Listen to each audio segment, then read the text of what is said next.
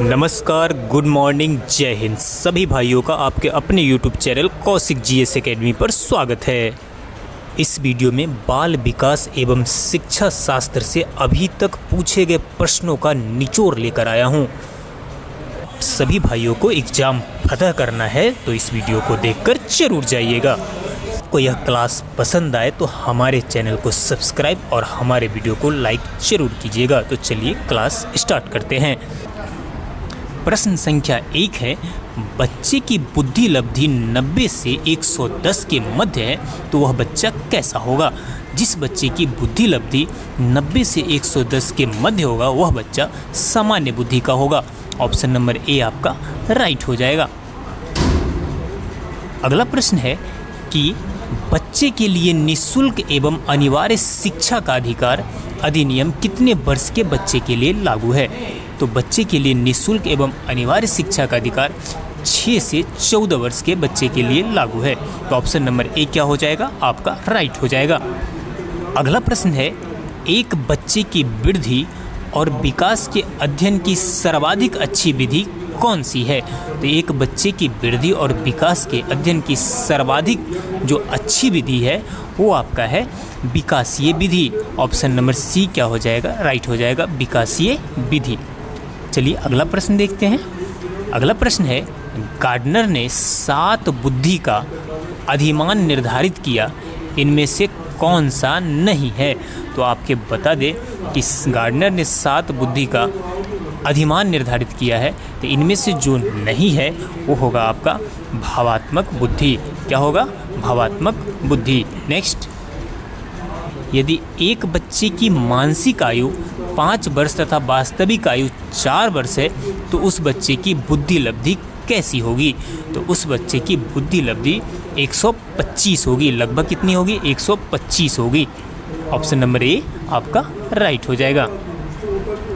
अगला प्रश्न है कि मनोविज्ञान शिक्षा का आधारभूत विज्ञान है, यह किसने कहा है। तो मनोविज्ञान शिक्षा का आधारभूत विज्ञान है, यह कहा है स्किनर ने। किसने कहा है, ऑप्शन नंबर बी राइट हो जाएगा, स्किनर। नेक्स्ट, अगला प्रश्न है, हिंदी अक्षरों को बालक किस आयु में पहचानने लगते हैं।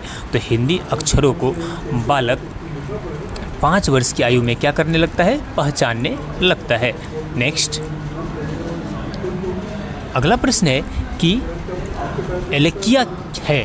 तो एलेकिया जो होता है वो है आपका पढ़ने की अक्षमता। क्या होती है, पढ़ने की अक्षमता को एलेकिया कहते हैं। नेक्स्ट, अगला प्रश्न है, पियाजे की औपचारिक संक्रियात्मक अवस्था किस आयु अवधि तक मानी जाती है। तो पियाजे की औपचारिक संक्रियात्मक अवस्था जो मानी जाती है वो आपको बता दें कि 11 से 15 वर्ष तक। किस आयु तक, 11 से 15 वर्ष तक मानी जाती है। नेक्स्ट, गर्भ में बालक को विकसित होने में कितने दिन लगते हैं। तो गर्भ में बालक को विकसित होने में 280 दिन लगते हैं। कितने दिन, लगभग 280 दिन लगते हैं। अगला प्रश्न है, किस मनोवैज्ञानिक ने अपने 3 वर्षीय पुत्र का अध्ययन किया। तो अपने 3 वर्षीय पुत्र का अध्ययन करने वाला वैज्ञानिक था पेस्टोलॉजी। कौन था, पेस्टोलॉजी ने अपने 3 वर्षीय पुत्र का अध्ययन कर बेबी बायोग्राफी बनाया था। नेक्स्ट, अगला प्रश्न है, बालक का विकास होता है।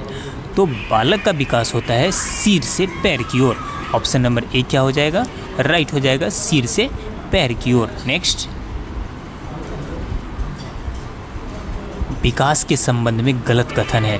तो विकास के संबंध में गलत कथन है विशिष्ट से सामान्य की ओर। क्या है, विशिष्ट से सामान्य की ओर, ये क्या है, गलत कथन है। नेक्स्ट, अगला प्रश्न है कि गर्भधान काल की अवस्था नहीं है। शैशवा अवस्था क्या है, गर्भधान काल की अवस्था नहीं है, बाकी सभी गर्भधान काल की अवस्था है। नेक्स्ट, अगला प्रश्न है कि मानव जीवन की मानव भौतिक एकता कहलाती है। तो मानव जीवन की मानव भौतिक एकता जो कहलाती है वो है मन तथा शरीर का विकास। क्या कहलाती है, मन तथा शरीर का विकास। नेक्स्ट, अगला प्रश्न है कि गर्भ में सर्वप्रथम निर्माण होता है।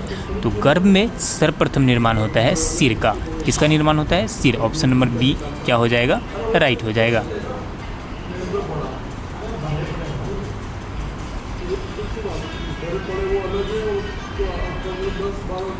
अगला प्रश्न है, जन्म के समय शिशु में कितनी हड्डियां होती है? तो जन्म के समय शिशु में 270 हड्डियां होती है। लगभग कितनी हड्डियां होती है? 270 हड्डियां होती है। ऑप्शन नंबर सी क्या हो जाएगा? राइट हो जाएगा। नेक्स्ट, अगला प्रश्न है कि बालक अपनी माँ को पहचानना प्रारंभ कर देता है कब से? तो बालक अपनी माँ को पहचानना प्रारंभ कर देता है 3 माह से। ऑप्शन नंबर डी क्या हो जाएगा? राइट हो जाएगा, 3 माह। नेक्स्ट, अगला प्रश्न है कि बालक के जन्म के समय शिशु के मस्तिष्क का भार होता है। तो जन्म के समय शिशु के मस्तिष्क का भार होता है 350 ग्राम। कितना होता है? लगभग 350 ग्राम भार होता है। नेक्स्ट, अगला प्रश्न है, कल्पना जगत में विचरण होता है। तो कल्पना जगत में विचरण होता है किशोरावस्था में। कब होता है? किशोरावस्था में। नेक्स्ट, बालक मुख्य रंगों की पहचान कर लेता है। तो बालक मुख्य रंगों की पहचान 5 वर्ष की अवस्था में करने लगता है। कब से? 5 वर्ष की अवस्था से। ऑप्शन नंबर ए क्या हो जाएगा? राइट हो जाएगा। अगला क्वेश्चन है कि छोटे छोटे वाक्यों को बोलना तथा 3 पहियों की साइकिल चलाना, यह कार्य किस अवस्था में होता है? तो आपको बता दें यह कार्य होता है शैशवावस्था में। किस अवस्था में? शैशवावस्था में। ऑप्शन नंबर ए आपका राइट हो जाएगा। अगला क्वेश्चन है, निम्न में से किस घटना की ओर बालक सर्वप्रथम आकर्षित होना प्रारंभ करता है? तो सर्वप्रथम बालक आकर्षित होना प्रारंभ कर देता है प्रकाश की ओर। किस घटना की ओर? प्रकाश की ओर। नेक्स्ट, अगला प्रश्न है, बालक की जिज्ञासा को किया जाना चाहिए। तो बालक की जिज्ञासा को शांत किया जाना चाहिए। क्या किया जाना चाहिए? शांत किया जाना चाहिए। न कि उसे दमन किया जाना चाहिए, डांटना नहीं चाहिए, उसे शांत किया जाना चाहिए, न उत्तेजित किया जाना चाहिए। अगला प्रश्न है कि भारत में बाल विकास की शुरुआत कब हुई? तो भारत में बाल विकास की शुरुआत हुई लगभग 1930 ईस्वी में। कब हुई? 1930 ईस्वी में। अगला प्रश्न है कि किशोर अवस्था में सामाजिक विकास पर जिसका प्रभाव नहीं पड़ता है वह निम्न में से कौन सी है? तो आपको बता दें कि वो है असुरक्षा। कौन सी है? असुरक्षा। नेक्स्ट,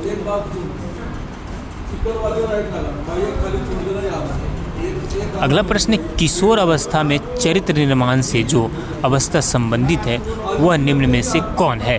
तो आपको बता दें कि वो है आधारहीन आत्म चेतना अवस्था। कौन है? आधारहीन आत्म चेतना अवस्था। नेक्स्ट है कि विकास व्यक्ति में नवीन विशेषताएं और योग्यताएं प्रस्फुटित करता है। यह कथन किसका है? तो आपको बता दें कि यह कथन है हरलॉक का। किसका है? हरलॉक का। नेक्स्ट, किशोरावस्था एक नया जन्म है, इसमें उच्चतर और श्रेष्ठतर मानव विशेषताओं का जन्म होता है। यह कथन किसका है? तो आपको बता दें कि यह कथन है स्टैनली हॉल का। किसका है? स्टैनली हॉल का। अगला प्रश्न है, किशोरावस्था आदर्शों की अवस्था है, सिद्धांतों के निर्माण की अवस्था है, साथ ही जीवन का सामान्य समायोजन है। यह परिभाषा देने वाले है। यह परिभाषा दिया था किसने? जीन पियाजे ने। किसने दिया था? ऑप्शन नंबर बी राइट हो जाएगा, जीन पियाजे। अगला प्रश्न है कि मानसिक विकास का संबंध नहीं है। तो मानसिक विकास का संबंध नहीं है। ऑप्शन नंबर ए राइट हो जाएगा, शिक्षार्थी का वजन एवं ऊंचाई से। किससे? शिक्षार्थी का वजन एवं ऊंचाई से। बाकी तर्क एवं निर्णय, स्मृति का विकास, अवबोध की क्षमता, सभी से मानसिक विकास का संबंध है। अगला प्रश्न है कि मनुष्य के शरीर में हड्डियों की संख्या कम से कम होती है। तो कम से कम जो हड्डियों की संख्या होती है वो प्रौढ़ावस्था में होती है। ऑप्शन नंबर डी आपका क्या हो जाएगा? राइट हो जाएगा। अगला प्रश्न, किशोरावस्था की प्रमुख समस्या क्या है? तो किशोरावस्था की प्रमुख समस्या है समायोजन की। किसकी है? समायोजन की। अगला क्वेश्चन, ये किशोरावस्था बड़े संघर्ष, तूफान और विरोध की अवस्था है, यह कथन किसका है? तो आपको बता दें कि यह कथन है स्टैनली हॉल का। ऑप्शन नंबर बी आपका राइट हो जाएगा, स्टैनली हॉल। अगला प्रश्न है, जीन पियाजे के अनुसार संज्ञानात्मक विकास की अवस्थाएं है, तो उसके अनुसार संज्ञानात्मक विकास की जो अवस्थाएं है वो है 4 अवस्थाएं। कितनी है? 4 अवस्थाएं। सभी प्रश्न प्रीवियस ईयर एग्जाम में पूछे गए, उनका निचोड़ है जो बार बार रिपीट हो रहे हैं, तो आप इस वीडियो को जरूर देख के जाइएगा। अगला प्रश्न है, एरिक्सन के अनुसार कौन सी अवस्था में बालक अधिक पहल करता है लेकिन बहुत सशक्त भी हो सकता है, जो दोष भावनाओं की ओर ले जाता है? तो आपका इसका आंसर हो जाएगा ऑप्शन नंबर बी, 3 से 6 वर्ष तक पहल बनाम दोष अवस्था। नेक्स्ट अगला प्रश्न देखते हैं। अगला क्वेश्चन है कि मानसिक विकास को प्रभावित करने वाला कारक नहीं है, तो मानसिक विकास को प्रभावित करने वाला जो कारक नहीं है वो है धार्मिक वातावरण। बाकी सभी मानसिक विकास को प्रभावित करता है, जैसे परिवार का वातावरण, परिवार की सामाजिक स्थिति, परिवार की आर्थिक स्थिति, ये सभी मानसिक विकास को क्या करता है? प्रभावित करता है। अगला प्रश्न है कि नैतिक तर्क का अवस्था सिद्धांत किसने स्पष्ट किया? तो नैतिक तर्क का अवस्था सिद्धांत कोहलबर्ग ने क्या किया था? स्पष्ट किया था। अगला प्रश्न है, वंशानुक्रम से संबंधित प्रयोग चूहों पर किसने किया? तो ये चूहों पर प्रयोग किया था किसने? मेंडल ने। किसने किया था? मेंडल ने चूहों पर प्रयोग किया था। अगला प्रश्न है, अगला क्वेश्चन है कि कौन सा ऊर्जावान मित्रवत बालक का लक्षण नहीं है? तो ऊर्जावान और मित्रवत बालक का जो लक्षण नहीं है वो है आसानी से चिढ़ने वाला। जो ऊर्जावान और मित्रवत बालक होता है वो आसानी से चिढ़ता नहीं है। अगला प्रश्न है कि किशोरावस्था प्रारंभ होती है, तो किशोरावस्था प्रारंभ होती है 12 वर्ष की आयु से। कितने वर्ष? 12 वर्ष की आयु से। नेक्स्ट, पूर्णतः प्रकार्यशील व्यक्ति का संप्रत्यय किसने दिया है? तो यह संप्रत्यय दिया है, आपको बता दें कि कार्ल रोजर्स ने। किसने दिया? कार्ल रोजर्स ने। नेक्स्ट, अगला प्रश्न है कि निम्न में से किसने बच्चों में वस्तु स्थिर के विकास को समझने में सहायता की है? तो ये सहायता की है किसने? तो पियाजे ने। किसने की है? पियाजे ने, जो बच्चे से संबंधित बहुत बड़े वैज्ञानिक हैं।